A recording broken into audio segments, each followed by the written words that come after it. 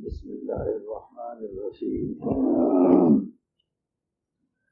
وما من دابة في الأرض إلا على الله رزقها ويعلم مستقرها ومستودعها كل في كتاب مبين وهو الذي خلق السماوات والأرض في 6 أيام وكان عرشه على الماء ليبلوكم أيكم أحسن عملا وَلَئِن قُلْتَ إِنَّكُمْ مَبْعُوثُونَ مِنْ بَعْدِ الْمَوْتِ لَيَقُولَنَّ الَّذِينَ كَفَرُوا إِنْ هَذَا إِلَّا سِحْرٌ مُبِينٌ وَلَئِنْ أَخَّرْنَا عَنْهُمُ الْعَذَابَ إِلَى أُمَّةٍ مَّعْدُودَةٍ لَيَقُولَنَّ مَا يَحْبِسُ أَلَا يَوْمَ يَأْتِيهِمْ لَيْسَ مَصْرُوفًا عَنْهُمْ وَحَاقَ بِهِم مَّا كَانُوا بِهِ يَسْتَهْزِئُونَ صدق اللہ العظیم۔ سورہ ہود آیت نمبر 2، 6، 7 اور 8 تلاوت کی ہے۔ فرمایا کوئی جانور زمین پر چلنے والا ایسا نہیں مگر اللہ نے اس کی روزی اپنے ذمہ لے رکھی ہے۔ اللہ جانتا ہے اس کی پکی جگہ رہائش کی بھی اور اس کی عارضی جگہ رہائش کی بھی، اور یہ سب کچھ کتاب میں لکھا ہوا ہے۔ وہ اللہ وہ ہے جس نے آسمانوں اور زمین کو 6 دنوں میں پیدا کیا اور اس کا عرش پانی پر تھا۔ کیوں پیدا کیا اس مخلوق کو؟ لیبلوکم، اور یہ نعمتیں دی تاکہ تم کو آزمائے کہ تم میں سے اچھا عمل کے اعتبار سے کون ہے۔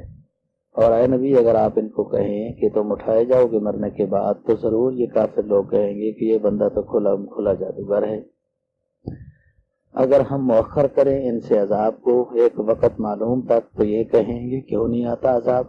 سنو، جب آ جائے گا عذاب اس کو کوئی ہٹا نہیں سکتا اور گھیرے میں لے لے گا ان تمام چیزوں کو جن کی تم مذاق بناتے تھے۔ پہلے آیت کریمہ میں وما من دابۃ فی الارض الا علی اللہ ہوتا ہے کہ سب کی روزی ہمارے ذمہ ہے، اور اللہ جانتا ہے جو بندہ عارضی طور پر جہاں رہے گا وہاں بھی اللہ اس کو روزی پہنچاتا ہے، اور جو پکا جہاں رہے گا وہاں بھی اللہ اس کو روزی پہنچاتا ہے، یعنی سفر میں ہو یا گھر میں ہو۔ کل فی کتاب مبین، اور بھی مختلف اقوال ہیں، مستقر رہا و مستودع، کسی نے عالم دنیا، عالم آخرت، کسی نے قبر، وہاں کا پیٹ وغیرہ، مطلب جہاں کہیں بھی جو روزی ہے وہ اللہ کے عطا سے ہی ہے۔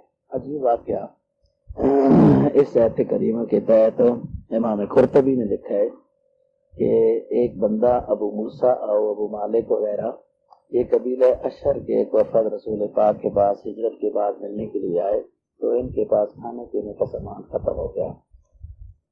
2 بندے انہوں نے رسول پاک کے پاس بھیجے کہ ہمارے کھانے کا کوئی بندوبست کی درخواست کر دیں۔ 2 بندے وہاں آئے تو اتفاق سے رسول پاک صلی اللہ علیہ وسلم یہ آیت کریمہ تلاوت کر رہے تھے، اس کا مطلب سمجھا رہے تھے، ما من دابۃ فی الارض الا علی اللہ رزقها۔ تو یہ لوگ جو آئے تھے اپنے کھانے کی درخواست کرنے کے لیے وہ واپس چلے گئے، کہنے لگے سوچ کے کہ اللہ نے سب جانوروں کا رزق اپنے ذمہ لیا ہے تو ہم اگر کسی اور کھاتے میں نہیں ہیں تو جانوروں کی کسی قسم میں تو ہے نا، تو اللہ ہمیں رزق دے گا، بس چھوڑو درخواست نہیں کرتے ہیں، اب شرم آتی ہے۔ چلے گئے واپس، اپنے ساتھیوں کو بتایا بھائی بندوبست ہو گیا ہے، الحمدللہ کھانے کا نظام ہو گیا ہے، بس اللہ کرو۔ تھوڑی دیر کے بعد 2 شخص آئے اور انہوں نے بہت زیادہ کھانا لایا اور بڑا اعلیٰ اور بڑا نفیس، اس میں گوشت بھی، روٹیاں، نان وغیرہ، انہوں نے خوب رج کے کھایا، کھانا بچ گیا تو کہنے لگے چلو کھانا بچ گیا، رسول پاک صلی اللہ علیہ وسلم کی خدمت میں لے جاتے ہیں، کوئی اور ضرورت مند آ جائے گا یا خود آپ استعمال فرماتے ہیں۔ یہ آئے اور کھانا دے دیا اور ساتھ یہ فرمایا کہ حضرت جو آپ نے کھانا بھیجا تھا بہت لذیذ تھا اور بہت اچھا تھا، تو بڑا مزہ آیا، بڑا پسند کیا ساتھیوں نے۔ جب کھانا اچھا ہو تو اس کی حوصلہ افزائی بھی دیکھو سنت ہے۔ بہرحال آپ صلی اللہ علیہ وسلم نے فرمایا کہ میں نے تو کھانا کوئی نہیں بھیجا، نہ مجھے کسی نے کہا ہے۔ پھر انہوں نے قصہ سنایا کہ یہ حضرت یوں ہوا، تو اس وقت رسول پاک صلی اللہ علیہ وسلم نے پھر یہ تلاوت فرمائی کہ ہاں جی بالکل اللہ نے اپنے ذمہ کھانا لیا ہوا ہے اور اسی ذات نے آپ کی دعوت کی ہے، اسی نے کھانا بھیجا ہے۔ بعض رات میں حضرت موسیٰ علیہ السلام کا واقعہ بھی لکھا ہے کہ جب وہ کوئی دور پہ جا رہے تھے اور گھر والوں کو کہا کہ انی آنست نارا لعلی آتیکم منہا بقبس، کہ آپ یہاں ٹھہرو میں وہاں سے آگ لے کے آتا ہوں۔ جب آگ لینے آئے تو وہاں پر اللہ نے نبوت عطا کر دی، وہ تو آگ نہیں تھی، وہ تو تجلی تھی اللہ کی نور کی۔ تو بعد میں خیال آیا کہ وہ گھر والوں کو وہاں چھوڑ کے آیا ہوں تو ان کو کھانا کون دے گا، کہ موسیٰ علیہ السلام کو اللہ تعالیٰ نے حکم دیا اس خیال کے بعد کہ اس پتھر کو توڑے. جیسے لاٹھی ماری وہ ٹوٹ گیا تو اس میں ایک اور پتھر نکلا, تو پھر فرمایا کہ اس کو بھی توڑیں.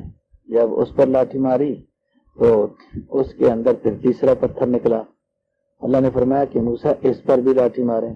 جب اس پر بھی لاٹھی ماری تو اندر سے ایک چھوٹا سا جانور نکلا, کیڑا نکلا, اور اس کے منہ میں ہرے رنگ کا پتا تھا, وہ کھا رہا تھا. اللہ تعالیٰ نے موسیٰ علیہ السلام کو سمجھایا کہ دیکھو ہمارے اوپر تو آپ کا یقین ہے ہی, لیکن اب دیکھیں کہ کس طریقے سے ہم رزق دیتے ہیں, تو آپ کی گھر والی کو رزق نہیں دیں گے. فوراً موسیٰ علیہ السلام نے اس کے بعد گھر والی کا نہ ذکر کیا, نہ اس کی طرف مڑ کے گئے, نہ اس کو بتایا, سیدھے مصر پہنچ گئے. ممکن ہے اللہ نے ان کو مصر پہنچا دیا ہو. یعلم مستقرها ومستودعها كل فی کتاب مبین, ہر کسی کا رزق لکھا ہوا ہے. حدیث میں آتا ہے الا وان نفسا لن تموت حتى تستقبل رزقها, جس کا جتنا رزق اترا ہے اللہ اس کو دے گا. بہرحال ظاہری اسباب اختیار کرنا, توکل اور بھروسہ اللہ پر کرنا, یہ اچھی چیز ہے. اگلی آیت میں فرمایا کہ اللہ تعالیٰ نے جب زمین و آسمان کو پیدا کیا تو 6 دنوں میں پیدا کیا. 6 دنوں میں اللہ جلدی بھی پیدا کر سکتا, اللہ کے لیے کیا مشکل ہے. انسان کو تدریجی طور پر حکم دیا ہے کہ کام آہستہ آہستہ ٹھہر کر کرنے میں بہتری ہوتی ہے. رہی بات 6 دنوں کی, تو سورہ حامیم سجدہ میں اس کی تفصیل آئی ہے کہ 2 دن میں زمین بنائی, 2 دن میں زمین کے اوپر پہاڑ, دریا, ندی, نالے وغیرہ جاندار بنائے, اور 2 دن میں آسمان بنائے. یہ 6 دن پورے ہو گئے. بعض رات نے لکھا ہے کہ 7ویں دن میں اللہ تعالیٰ نے حضرت آدم علیہ السلام کو پیدا کیا. بعض نے یوں لکھا ہے کہ 2 دن میں تمام علویات یعنی اوپر والی چیزیں, آسمان اور اس کے اوپر جو مخلوق تھی وہ بنائی, اور 2 دن میں سفلیات یعنی زمین اور اس سے جو متعلق چیزیں تھی وہ بنائی, اور پھر جو ہے وہ جو اوپر والی چیزیں بن گئیں, جب نیچے والی چیز بن گئیں تو اس کے بعد پھر مخلوق پیدا کی ہے. تو جب اللہ تعالیٰ نے زمین و آسمان کو پیدا کیا تو اس سے پہلے قرآن مجید نے بتایا کہ پیدائش سے پہلے اللہ کا عرش جو ہے وہ پانی کے اوپر تھا. اس سے معلوم ہوا کہ سب سے پہلے پانی کو پیدا کیا گیا ہے, اور پانی کے اوپر پھر اللہ کا عرش تھا. پھر اس کے بعد زمین و آسمان کو بنایا گیا. تو زمین و آسمان کو بنانے کے بعد پھر کائنات کو بنایا, مخلوق پہلے جنوں کو پیدا کیا, پھر انسانوں کو پیدا کیا.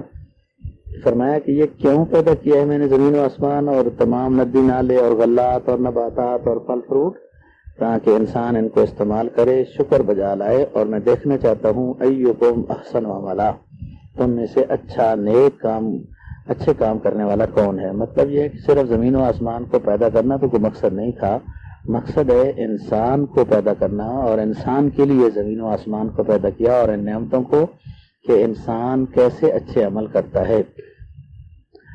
باقی بہرحال لکھا ہے حضرات نے کہ سب سے اچھے عمل کرنے والے آدم علیہ السلام سے لے کر رسول پاک صلی اللہ علیہ وسلم تک, جناب نبی پاک صلی اللہ علیہ وسلم کا عمل سب سے اچھا ہے. تو یہاں یہ بات بھی قابل غور ہے کہ اللہ تعالیٰ نے اس جگہ احسن و عملہ فرمایا, یعنی کون اچھا عمل کرنے والا ہے, یہ نہیں فرمایا کہ کون زیادہ عمل کرنے والا ہے. اس سے معلوم ہوا کہ اعمال صالحہ میں نماز, روزہ, تلاوت سب کچھ داخل ہے. تو سب سے اچھا خوب عمل کرنے والے جناب نبی پاک صلی اللہ علیہ وسلم ہے. آخری آیت میں فرمایا کہ اے نبی آپ ان کو اگر قیامت کا بتائیں تو یہ انکار کر دیں گے, اور عذاب کے بارے میں یوں ہر درمی کہیں گے کہ کیوں نہیں آتا عذاب. اگر ہم عذاب لیٹ دیں تو کہیں گے کیوں نہیں آتا عذاب, اور جب ہم عذاب دے دیں گے تو پھر اس عذاب سے اپنے آپ کو یہ نہیں بچا سکیں گے. ساری مذاق کی باتیں ان کی دھری کی دھری ہی رہ جائیں گی.